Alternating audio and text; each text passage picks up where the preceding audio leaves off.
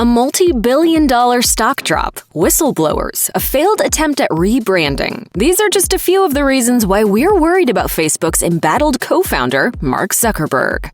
Facebook is no stranger to data and privacy issues. Over the years, the social media platform has had its fair share of data breaches, which affected millions of users and compromised personal information. Of the many leaks Facebook has accrued since its debut in 2004, the data breach of March 2019 was a significant one. According to Forbes, between 200 million and 600 million users of Facebook, Facebook Lite, and Instagram had their passwords exposed and subsequently stored in its internal storage system. The only issue? They were not encrypted, which left the passwords of millions of users vulnerable to being seen by Facebook employees. Shortly after, Facebook engineer Pedro Canwate issued a statement to address the breach, noting that the encryption issue had been fixed. In a company blog post, he wrote, "To be clear, these passwords were never visible to anyone outside of Facebook, and we have found no evidence to date that anyone internally abused or improperly accessed them." 2 years later, the platform was under fire for another data breach, affecting approximately 530 million people. In April 2021, a hacker gained access to the personal information of Facebook users, including phone numbers, email addresses, and even locations. The social media giant had a different approach to this issue, however, and decided against alerting consumers to the compromised data. By the time of the presidential election in 2016, the United States was growing increasingly polarized. It's just awfully good that someone with the temperament of Donald Trump is not in charge of the law in our country. Because you'd be in jail.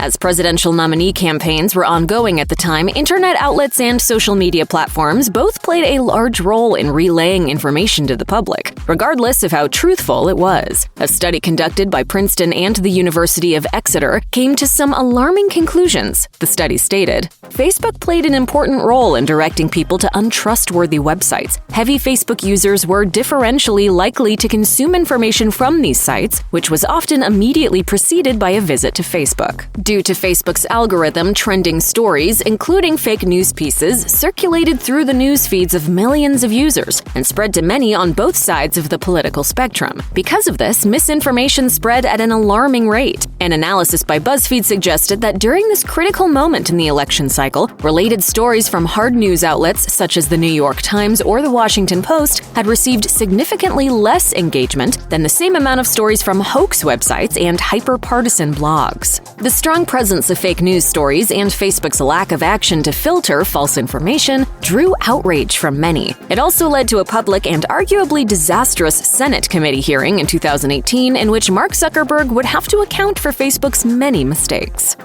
As presidential campaigning was in full force in 2015, politicians were taking different avenues to convey information to their target audiences and win over the approval of desired demographics. Donald Trump's campaign team was one such group that hired Cambridge Analytica to collect data from millions of users with which to deliver targeted ads. On the surface, the process may seem innocent enough. However, in March 2018, former employee and whistleblower Christopher Wiley alleged that the firm collected the data of 87 million users through a quiz, This Is My Digital Life. This quiz not only exposed the data of the primary user, but also the data of the user's Facebook friends. The social media platform had consistently pledged the importance of user safety and privacy and had apparently fallen short of it. However, while Facebook had prohibited the sales of data harvested in this way, the political data firm had cashed it in, regardless. The Cambridge Analytica scandal was majorly important because of its implications on both data privacy and the democratic process. Zuckerberg responded to the scandal, but he did not apologize for his shortcomings. In a lengthy Facebook post, he wrote, "I've been working to understand exactly what happened and how to make sure this doesn't happen again. The good news is that the most important actions to prevent this from happening again today we have already taken years ago."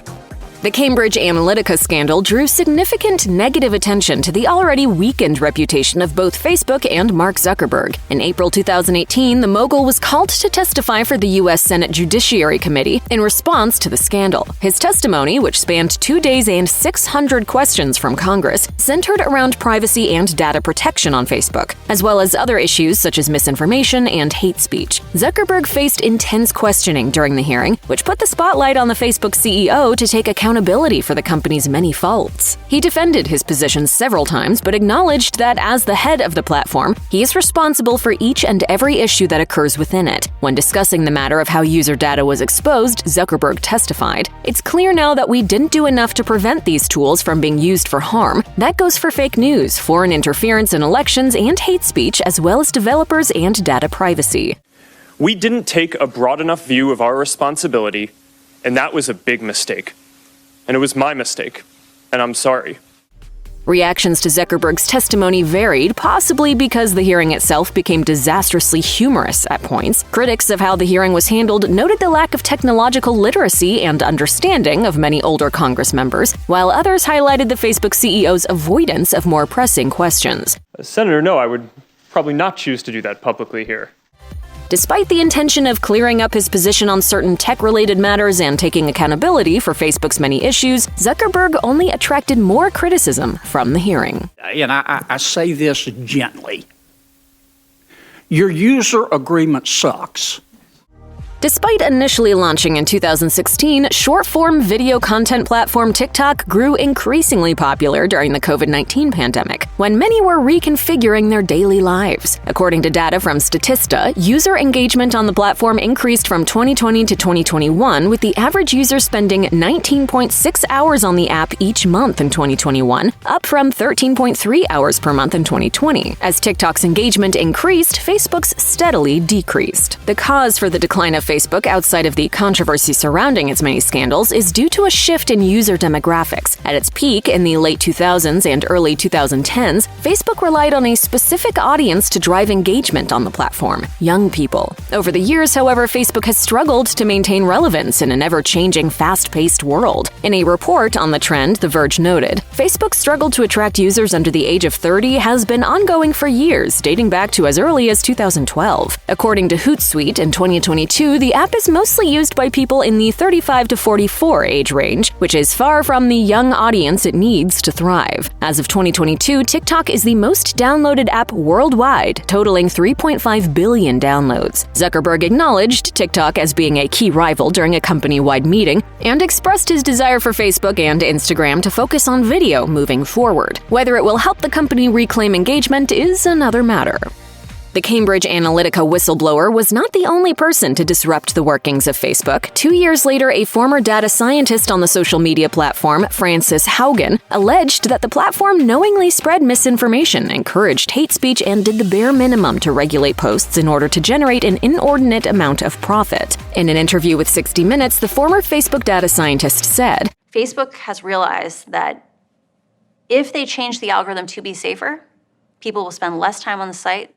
When Haugen came forward with her allegations, she submitted thousands of documents from Facebook's internal system to both Congress and the Securities and Exchange Commission to allege the deeply ingrained problems on the platform and within company management. That year, she testified in a Senate Commerce Subcommittee on Consumer Protection and made further accusations regarding Mark Zuckerberg and Facebook's potentially unethical methods for generating ad revenue, alleging that the platform targets vulnerable users with negative content. Haugen said, "They know that algorithmic-based rankings or engagement-based rankings keeps you on their sites longer. You have longer sessions, you show up more often, and that makes them more money." On Facebook, the Meta CEO denied the accusations and wrote of his staff, "Most of us just don't recognize the false picture of the company that is being painted." Negative opinions of the social media platform were already strong due to Facebook's many data breaches and alleged involvement in a political scandal with the Cambridge Analytica leak. However, Frances Haugen's accusations added a further blow to the company's crumbling reputation. Following the whistleblower's testimony, Facebook stock fell 26%, costing the company and its investors $230 billion. The unprecedented drop was the biggest recorded single-day stock slump for a company ever. The stock plummet also came months after Mark Zuckerberg announced that the company would be rebranding to Meta as a company that seeks to encompass a vision to move toward a virtual world of social connection. As for what Meta and the metaverse will entail, ABC News explained, theoretically, the metaverse would be a place where people can meet, work, and play using virtual reality headsets, augmented reality glasses, smartphone apps, or other devices. Mark Zuckerberg announced that Facebook would be rebranding and changing its name to Meta in October 2021, the same month that Frances Haugen raised allegations against the company. As part of the rebranding, the CEO shared his plans to expand Meta into a whole universe of its own, called the Metaverse. Based around virtual reality, Zuckerberg claimed that it will be the next leading internet force. During Facebook's yearly AR/VR conference, he insisted, "We believe the Metaverse will be the successor of the mobile internet. We'll be able to feel present, like we're right there with people no matter how far apart we actually are." The exact functions of the Metaverse have yet to be worked out, but many are already wary of its success. The Harvard Business Review claimed that the rebranding will drive users away from the platform, writing, "The company sets itself up to confuse people at best. At worst, it will disappoint people and further degrade their trust in the company." Furthermore, a study by the Harris Poll found that the company's name switch and rebranding actually harmed its reputation, with its trust score falling 6.2% after Zuckerberg's unexpected announcement. The move toward the fully envisioned metaverse is over a decade away, according to Zuckerberg, but that's assuming that Facebook and the other sites encompassed by Meta won't crumble by then. Check out one of our newest videos right here. Plus, even more Nicki Swift videos about your favorite stuff are coming soon. Subscribe to our YouTube channel and hit the bell so you don't miss a single one.